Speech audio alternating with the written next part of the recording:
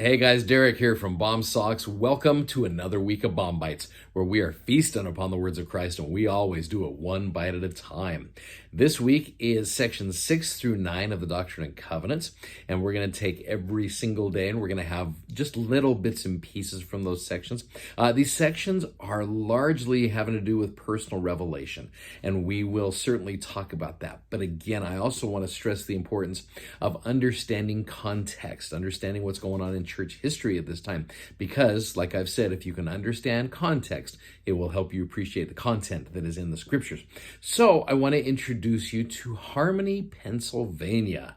So Harmony, Pennsylvania plays a big role in church history. So just to show you in relationship to Palmyra, New York, Harmony was about 130 miles from Palmyra. So you can see that distance was made several times by Joseph and others. And Joseph lived here off and on from 1825 to 1827, working to help his family financially. It is here where he met the lovely Emma Hale Smith.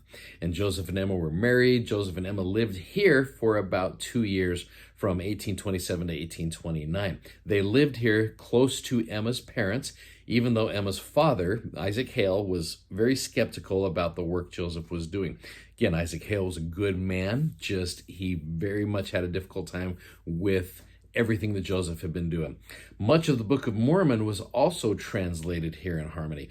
Emma was a scribe for a time until Martin Harris came along, and then we went through all of the things where Martin lost 116 manuscript pages.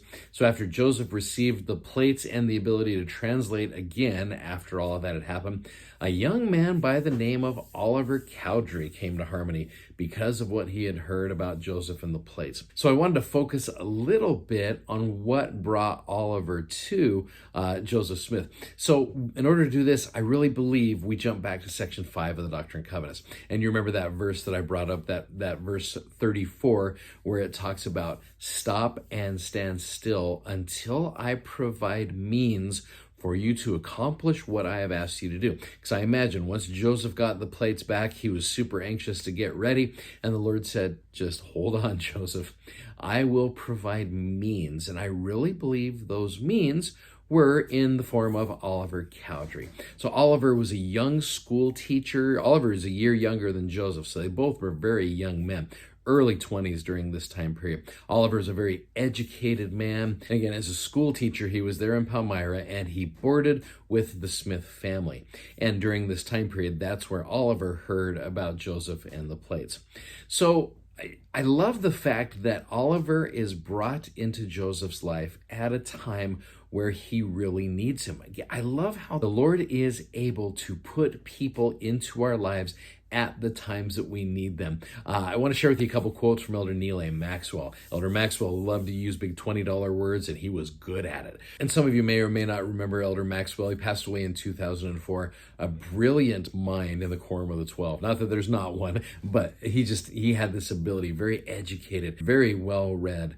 Look what Elder Maxwell says about the Lord putting people into our lives at certain times to benefit and bless our lives. Fortunately, God is preoccupied with his children. I love that. We and what we may become are his work and glory, for all that he does is for our benefit.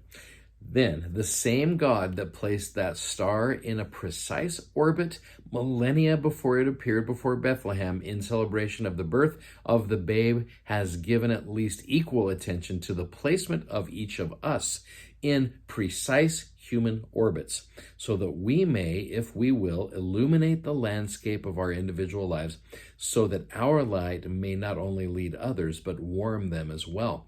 And I really believe Oliver Cowdery was that light that came into Joseph's life at the time that he needed it to help Joseph translate. And many of us have been in those situations where people have been brought into our lives to bless our lives at that time that we need them. And maybe you and I are the ones who have been brought into people's lives to be able to help them at times.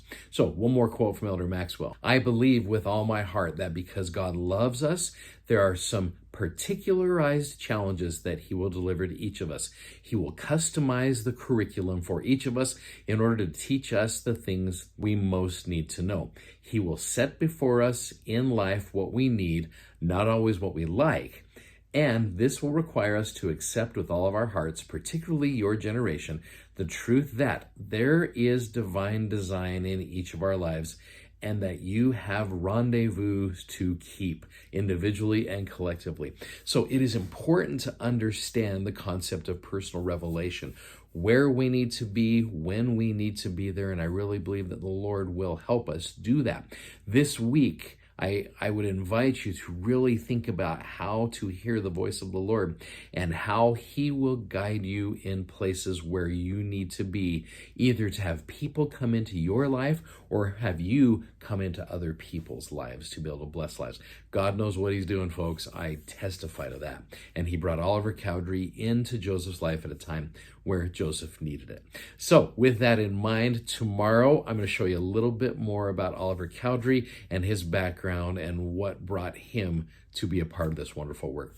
Thanks for watching. Thanks for subscribing. And thanks for sharing. You guys are amazing. Godspeed. And we will see you tomorrow. Bye-bye.